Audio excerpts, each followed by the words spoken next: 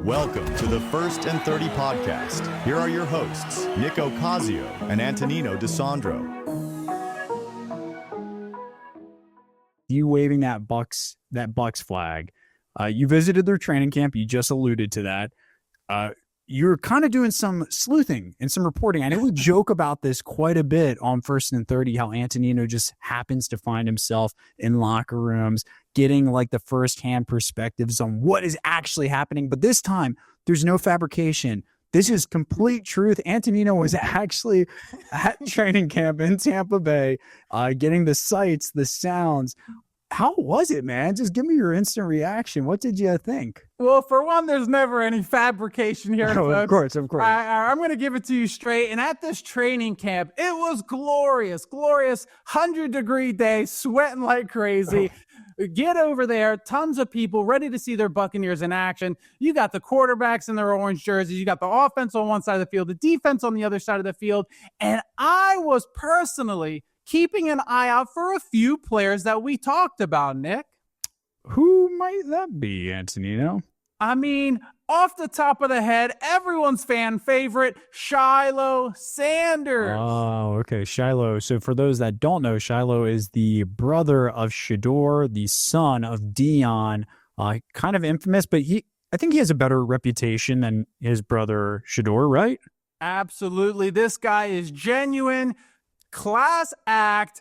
Dude does it all for the fan base. Check out his YouTube if you haven't. He goes around town. He meets everybody.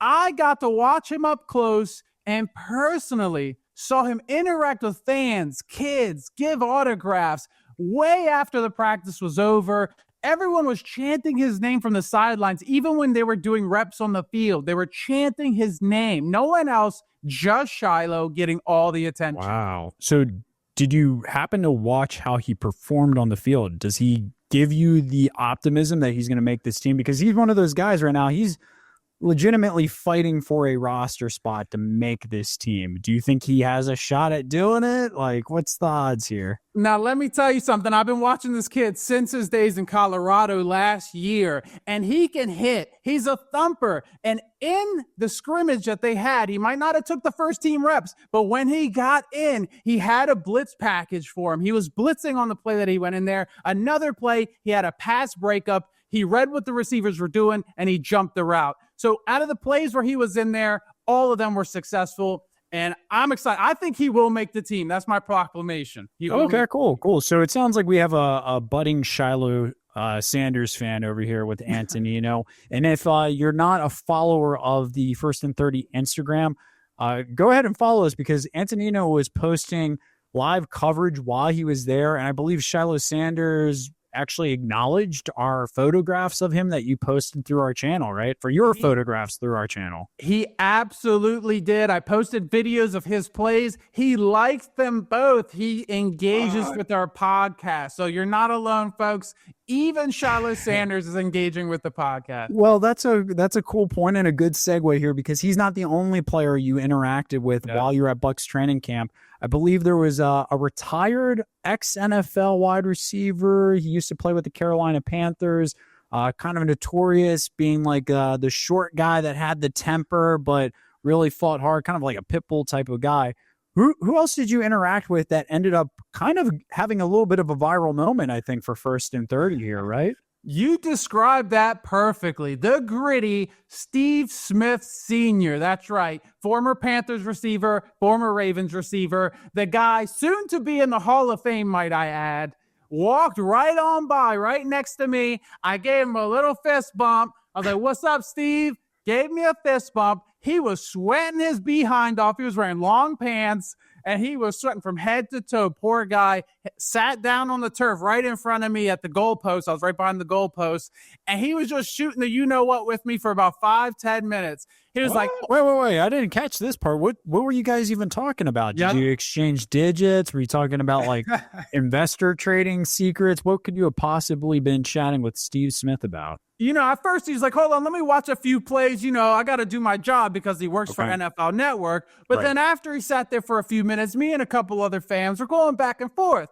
Baker Mayfield wasn't practicing on this day. Oh, okay. But Kyle Trask was, and word for word, and I quote, Steve Smith Sr. said, "Oh, Kyle Trash? Oh, no. and he corrected himself, but he did it on purpose. It was a pun. Well, Kyle Trash. Didn't the Buccaneers go out and sign Teddy Bridgewater like a day later in response to this Mayfield injury? Maybe they don't have much faith in Kyle Trask either. Well, he says Steve Smith, who has a job at NFL Network, was bold enough to just trash talk a current NFL player. It doesn't surprise me, but I just find that to be funny that he's willing to share that with the fans. He also went on to say that it's not about the size or the height that matters. If you can get the job done, you can get it done. Kyle Trask, he's been in the NFL for a while, trying to make his way, got re-signed this past offseason. Former Gator, so he's trying to make his way in the league. Former second-round pick at that. All right, man, before we head out of second down, give me one last thing that you saw when you're at Bucs training camp. I mean, this is fun. You can go and check out all the players running drills. What else was kind of like a highlight moment for you? You know, besides seeing Mike Evans get a touchdown and seeing Baker Mayfield slap some offensive linemen's butts and watching Bucky Irving break out some runs, I saw it all. But the one thing that was hard to miss, again, pun intended, Desmond Watson, the 500-pound defensive lineman drafted by the Bucs, undrafted free agent from the Gators, another Florida Gator, heaviest player in NFL history, weighing at 460 pounds. I think it was more. I think he lost weight. He might be at 455. You probably had to, right? Like, that's not play weight. So was he even practicing, or was he just kind of like walking around to lose some of the pounds? So I've seen the videos where he's walking around the practice field over and over. When I was there, he wasn't doing laps or anything like that, but he was not practicing. He was just walking from station to station. So he still has some work to do. Okay.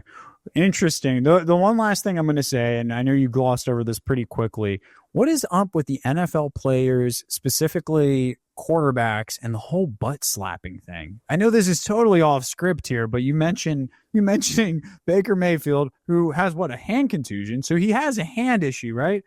And he finds that he is capable of still going around and grab-assing with his teammates. That's interesting. I would say it's a bonding thing. You really get chemistry from the slapping of the tush and a contusion. Mind you, everyone who doesn't know what a contusion is, it's just a bruise. It's just a fancy way of saying bruise. Gotcha. No, I know what a contusion is, Antonino. So you think it's a bonding thing? I mean, is this something that you and I need to be doing then for 1st and 30? Should we be slapping each other's butts to like, hey, good job, man. Good call on that one, Antonino. We can work on this. We'll see where this goes. I wanted to hear you explain that one through. All right.